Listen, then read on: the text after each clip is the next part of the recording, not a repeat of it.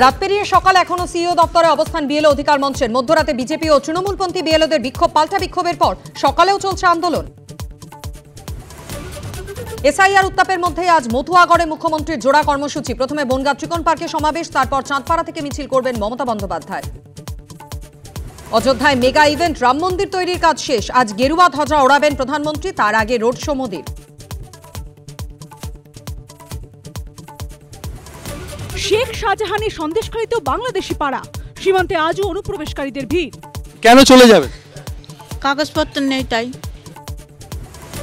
এবার এসএসসি নবম দশমের শিক্ষক নিয়োগের ফল প্রকাশ, ওয়েবসাইটে রেজাল্ট আউট।